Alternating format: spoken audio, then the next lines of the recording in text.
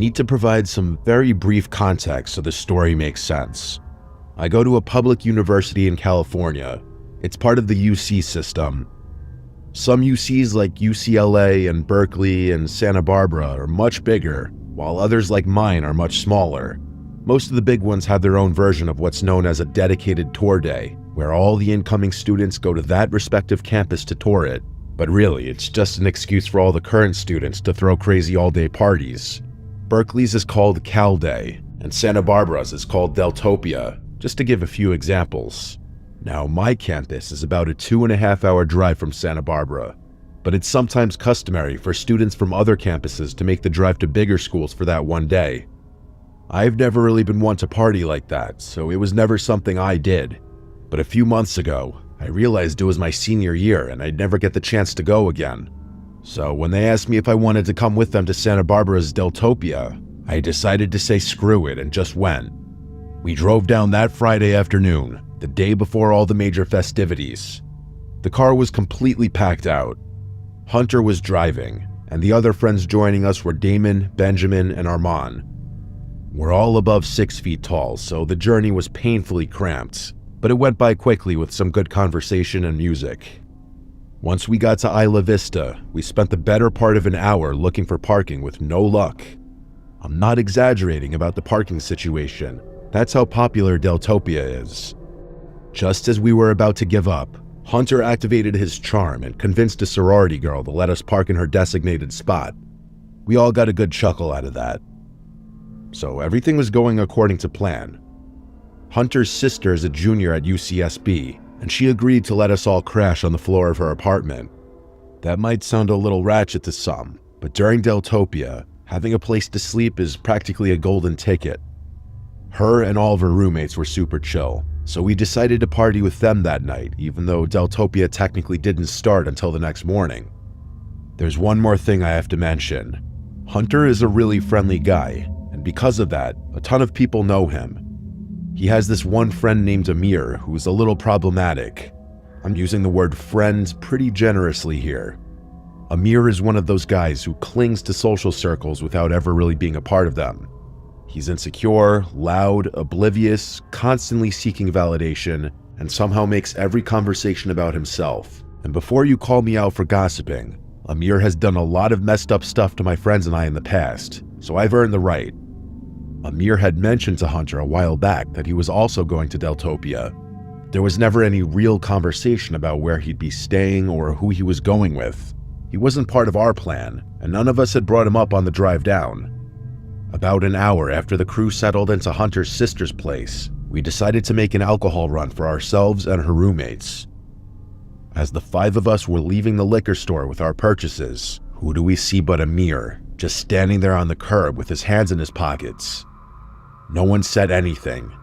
We just kept walking towards the apartment, and he sort of fell in step with us like he'd been there the entire time. The first thing out of Amir's mouth once we were a few blocks away from the store was, "Why are you guys so surprised to see me?" Was this kid brain dead? Of course we were surprised to see him. There was never any plan to meet up with Amir, let alone hang out with him. And as far as any of us knew, Hunter hadn't even told him where we were staying. We all kind of ignored him and just kept walking, unsure of how this was going to play out. Things immediately escalated once we got back to the apartment. Amir asked if he could use the bathroom at our apartment, and then ran ahead of us when Hunter reluctantly agreed. When Hunter's sister answered the door, Amir walked right up to her and said, "I'm staying here," before stepping past her without waiting for a response. She obviously didn't know who Amir was, but just assumed he was part of our group. When Hunter realized Amir had lied to his sister, he was livid. I could go into extreme detail about what happened first, but here's all you need to know. Hunter told him straight up he had to leave, that he wasn't welcome there, and that lying to his sister was crossing a line. Amir didn't go quietly. He stood outside the door for another 20 minutes, trying to argue his way back in. Hunter's not the guy you want to mess around with, so Amir eventually took the hint and left. We got wasted after that, and admittedly, Amir was all any of us could talk about. We realized later that night that Hunter had been sharing his iPhone location with Amir, meaning Amir had stalked us to the apartment. But anyway, the next day was a blast. Deltopia certainly lived up to the hype. Most of the shenanigans were done by late afternoon, so we met up with 5 of our other friends, and the 10 of us found ourselves chilling back at Hunter's sister's apartment. We filled the rest of the guys in about the Amir situation, and they found it just as odd as we did. One of our other friends, Rylan, said he was pretty sure he had Amir's location. He immediately checked it, and his jaw actually dropped. He turned the phone towards us, and I swear to God, the little blue dot was showing up basically on top of us. As soon as we mentioned it though, the dot started moving away quickly, like Amir had been spying on us from a car and was now driving away. It was bizarre. Him showing up a second time was borderline psychotic, especially after Hunter had explained to him why he wasn't welcome there. We probably should have taken the whole thing more seriously than we did. That behavior was extreme, even for Amir. Instead, we all just laughed about his weird obsessiveness and continued partying. That night, after we had all crashed, I woke up randomly sometime well after midnight. I barely had time to process my surroundings when I heard glass shattering from somewhere deeper in the apartment. I shot up off the floor, looking around to see if anyone else was awake. No one was, probably because everyone had gone to sleep completely wasted. I realized pretty quickly that no one else had heard it, and if someone had broken in, I was the only one who could do anything about it. I didn't have a weapon or anything, so I just grabbed an empty wine bottle off the floor, took a deep breath, and started creeping toward the noise. My heart was pounding. When I entered the living room, I saw the sliding door that led to the balcony had been completely shattered. A huge rock sat in the middle of the floor, surrounded by glinting shards of glass. I didn't need convincing. I knew Amir was behind it. I went to go wake my friends up, when, out of the corner of my eye, I saw a closet door handle jiggle a little. I froze, more scared than I had been just moments before. I didn't think Amir had the guts to go beyond destroying property, and the thought that he had broken into the apartment terrified me. I was just about to yank the closet door open, when my better judgment forced me not to. Instead, I snuck back to the bedroom, woke Hunter up, and told him to back me up. The 2 of us walked towards the living room, but by the time we got there, the closet door was wide open. I looked around frantically, but I didn't see him. That's when Hunter reached into the closet and pulled out this massive kitchen knife. I stared in shock. Amir had literally been standing behind the door with a knife, probably intending to injure me. He could have literally ended my life had I opened that closet door. That was the most horrifying moment of my life. Hunter and I woke the rest of the house up, and we did a sweep to be 100% sure that Amir was nowhere in the apartment. We obviously got the police involved, but all that really came of that was just getting a police report. They told us property tends to get destroyed during Deltopia, and we were one of the many victims. Before you ask, Amir had stopped sharing his location with Rylan, so we couldn't even show the police that. We had to leave the next morning. Hunter was freaked out about leaving his sister and her roommates there, especially knowing that Amir had managed to sneak in there once already. Before we got in the car, he pulled out his phone and typed out this massive paragraph to Amir. I'm not going to air it out here, but you can guess what was said. The message never delivered though. Amir had already blocked him. We all pulled out our phones and realized we had all been blocked too. Over the next few weeks, none of us heard from him. It was like he had fallen off the map completely. I still can't wrap my head around all of this. As aggressive as Amir often pretends to be, he doesn't have a history of violence. In fact, I've always thought of him as a little passive. He knows where all of us live, so I'm still worried, even while writing this out, that he's going to do something drastic. I'll send an update should something happen.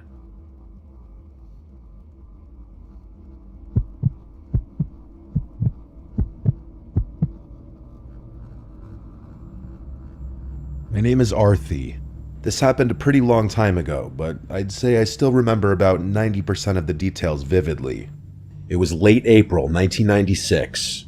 I was fresh out of basic training and I had just been assigned to an airbase as a communications specialist in San Angelo, Texas. Being stationed in Texas was great for me. I'm originally from Mississippi, and part of the reason I enlisted in the first place was to get as far away from home as possible. I was 24 years old at the time. My closest friends on base were a guy named Seabass and a girl named Kay. I've since lost touch with them, but back then the three of us were inseparable.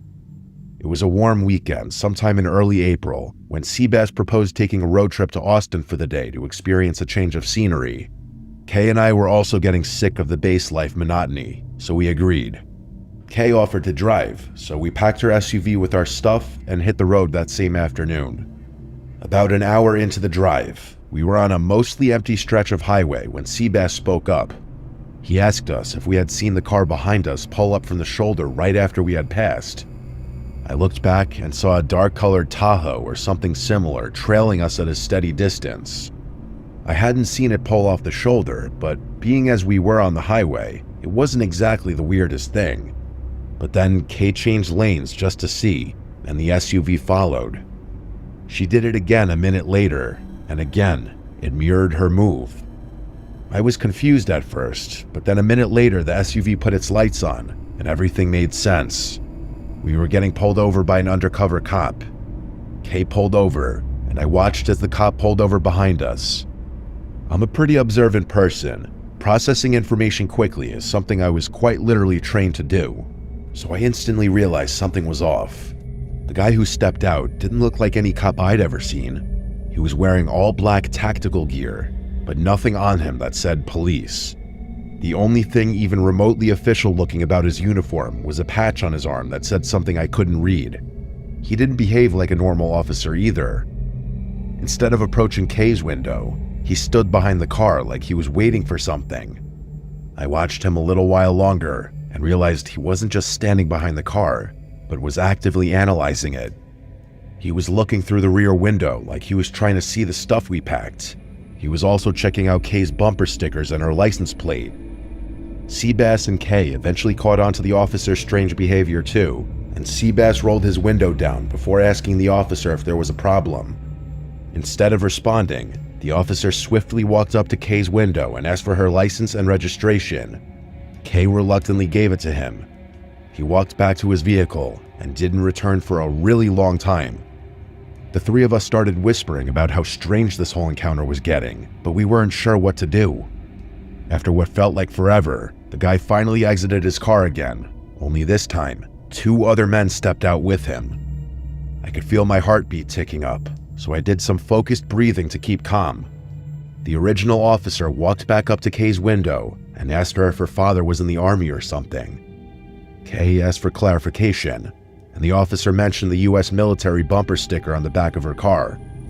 Kay laughed and said that she was the one in the military, then turned to Seabass and I and said, them too. The moment Kay mentioned we were all in the military, I noticed a shift. The guy at her window didn't say anything right away, but his body language stiffened. He glanced back at the other 2 men, who were still standing near the rear of the SUV, and then he glanced back at Kay. There was a weird silence for a second, and then he just told Kay that he was letting her off with a warning and to drive more slowly. He handed back Kay's license and turned around without another word. The 3 of them got back in the car, and before Kay could even start her engine, the Tahoe pulled off and sped away. The 3 of us were dumbfounded. Seabass couldn't stop talking about how those guys weren't real officers. They would have done something shady had we all been civilians. There really wasn't much more we could do, so Kay just got back on the highway. Austin was actually a really good time, and by the time we got back to base, we had all but forgotten about the stop.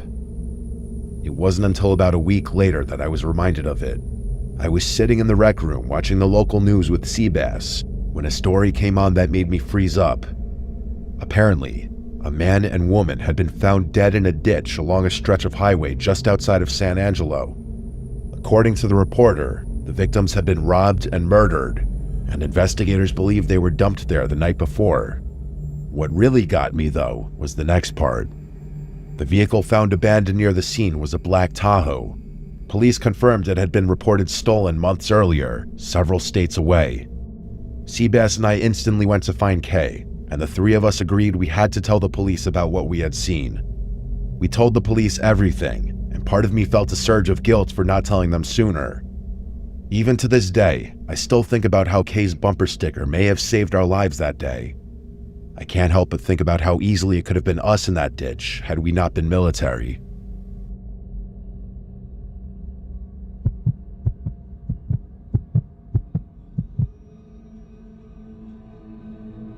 I've always been a really private person.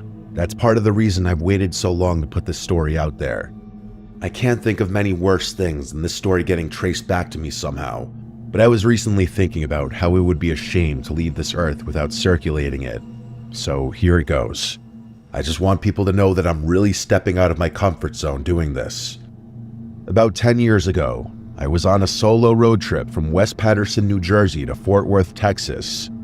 I was on the way to visit my parents, whom I hadn't seen in a while. I'd moved out of Fort Worth years earlier and hadn't been back much since, so this trip felt overdue. Somewhere in the middle of nowhere, maybe Arkansas or the edge of Oklahoma, I can't really remember exactly, my car started acting up. I tried to ignore it for a while, but eventually I had no choice but to pull over. There wasn't much around, just trees, open field, and a long empty road behind me. I popped the hood and started poking around, pretending I knew what I was doing. I didn't. I was just sort of killing time, but I didn't want to admit that I was basically helpless. I figured I'd poke around for a bit, and once that failed, I'd call AAA. I didn't actually have AAA, so I was really pissed because I knew they'd charge me an arm and a leg. A few minutes later, though, I heard a car pulling up behind me. It was a nondescript, white pickup truck. I remembered noting to myself that it didn't have a front plate, or at least not one I could see. The driver's door opened and a man stepped out. If I had to guess, I'd say he was in his mid-30s, maybe a little older, but worn down in a way that made him seem older than he probably was. He had curly hair and a long, uneven beard that looked like it hadn't been trimmed in years. He seemed like the kind of guy you could tell worked with his hands a lot, if that makes any sense. He honestly kind of looked like an older version of me. Same build, same height, same hair color, just a bit less well-groomed than I am. He walked over slowly, giving my car a once-over as he approached. He didn't ask if I needed help so much as assume it. Before I even said anything, he was already leaning over the engine like he knew what he was doing. I spoke up and told him what happened, then thanked him for stopping to help me. He told me he was a mechanic, and based on how quickly he got to work, I didn't question it. I was already thinking about how I could repay him for the help when he said something that kind of surprised me. After a minute or two of fiddling, he stepped back and gave the engine a look that didn't exactly inspire confidence. He muttered something about needing a compression tester. Apparently, without it, the car wasn't going to start no matter what. Then he glanced over to his truck and said his friend, another mechanic, might be able to bring one over. I honestly had no idea what the part even was that he was talking about, but he seemed genuine, so I believed him. I thanked him again, and he pulled out his phone, presumably to call his buddy. He froze up for a few seconds while looking at his phone screen, and then put his phone back in his pocket, saying it was dead. He then asked if he could borrow mine to make the call. I didn't even think twice about it. I pulled my phone out of my pocket and handed it to him without a second thought. He took it with one hand, and then, almost in the same motion, he reached into his jacket with the other and pulled out a gun. I instantly knew what was about to happen. He didn't say much, just told me to sit down on the shoulder and not try anything stupid. His voice didn't shake. He'd clearly done something like this before, or at least thought about it enough for it to seem practiced. I did what he said. The whole thing felt strangely calm, like we were both just going through something totally normal. He rifled through my pockets and took my wallet, my backpack from the passenger seat, and even had me show him the password to my phone. Then he drove off, and that was that. I had literally just been robbed on the side of the road. I know I'm speaking about it calmly now, but you best believe I was livid at the time. I don't think even now I've ever been more angry in my life. Unfortunately, there's more to this story. Much more. I'm not going to get into too much detail, but someone eventually did stop and help me. After getting my car started, they were even nice enough to give me directions all the way to my parents' house so I could do it without my phone. I made it to Fort Worth later that night, and given the circumstances, my visit with my parents was actually really nice. The next few weeks were a blur of canceling cards, replacing IDs, updating passwords, and basically recovering everything I'd lost. It was annoying and time-consuming, but I eventually squared away as much as I possibly could, and I got on with my life. Fast forward like 6 months, and that's when things started to hit the fan.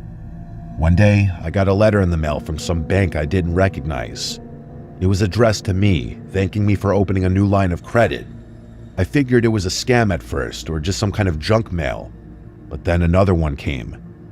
This time from Best Buy, with a card I'd supposedly opened and already racked up over $1,000 on. The charges were all from a random town in Tennessee. At first, I was more confused than anything, but that's when it hit me.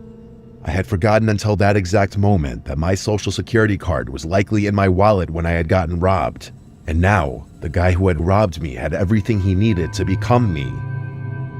The next month of my life was a living hell. My credit report was a mess. Hard inquiries, new cards, balances I didn't spend. It felt like every day there was something new. If any of you have dealt with identity theft, you know how hopeless it can seem. I filed a report with the FTC, placed a fraud alert on all 3 credit bureaus, and even froze my credit. I went to the police and gave them everything I had, but without a name or a license plate, they apparently couldn't do a thing. I filed a formal report anyway, just to have a paper trail. I even called the local police departments in each of the towns where fraud had occurred. I followed every step you're supposed to follow, but somehow it wasn't enough. Things kept escalating. Whoever was stealing my identity was being extremely cautious about it. A few weeks later, I got a call from my health insurance provider. Someone had received emergency care under my name at a hospital in Georgia. It wasn't just a billing issue. There were now records in my file that didn't belong to me. Stuff that could actually screw me over if I ever landed in the hospital and couldn't speak for myself. I obviously reported everything to the police again, but that was the last straw for me. I decided to take matters into my own hands. From then on, I transformed my whole lifestyle and spent every ounce of my free time trying to track down the perpetrator myself. I set up Google alerts for my name and any recent cities tied to the fraud. I checked my credit report constantly. I scanned forums and dug through social media. I did everything I could think of. One night, on a whim, I decided to start checking Craigslist. I focused on cities tied to the fraud, places where charges had shown up from or mail had come from.